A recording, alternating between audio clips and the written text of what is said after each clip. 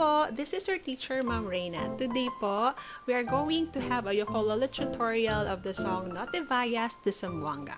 This is a folk song of Zamboanga. The key signature that I will be using will be F major. We need to learn 5 basic chords for this song. The first chord is F. F is 2nd string 1st fret, and then 4th string 2nd fret. That's F. Next chord is C. 1st string 3rd fret. C. The next chord is C7. C7, 1st string ulit, but 1st fret. 1st string, 1st fret. C7. Next chord is F7. Okay, F7 is 2nd string 1st fret, 4th string 2nd fret, and then 3rd string 3rd fret. That's our F7. And the last chord will be B flat.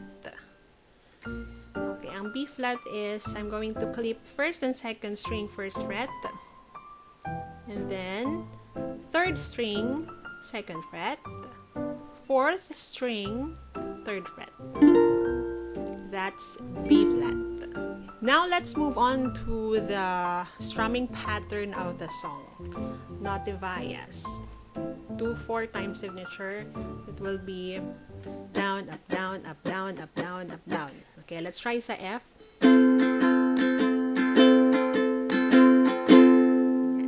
That's how we strum our Vayas De Zamboanga song. The intro will be F, C, F.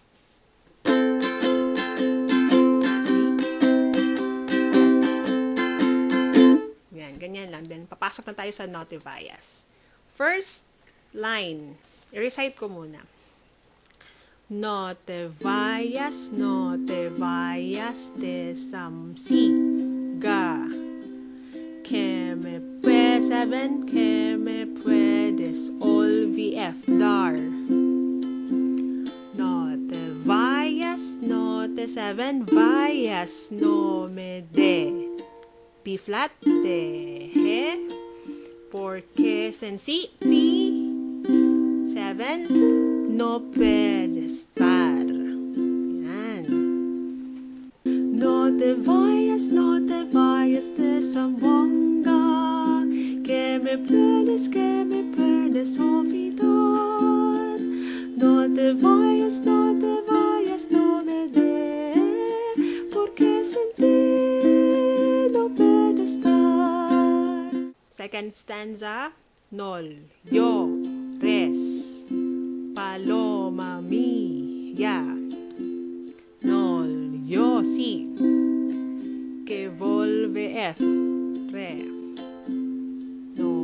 llores, 7, que cuando llegue, this is B flat, llegue, Paloma mía, sí, 7, escribiré.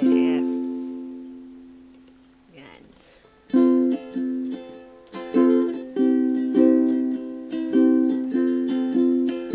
No te vayas de Zamboanga, que me puedes olvidar.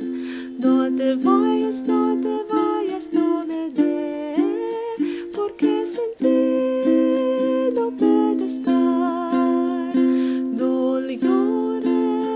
Paloma mía, no llores que volveré, no llores que cuando llegue, Paloma mía, te escribiré con una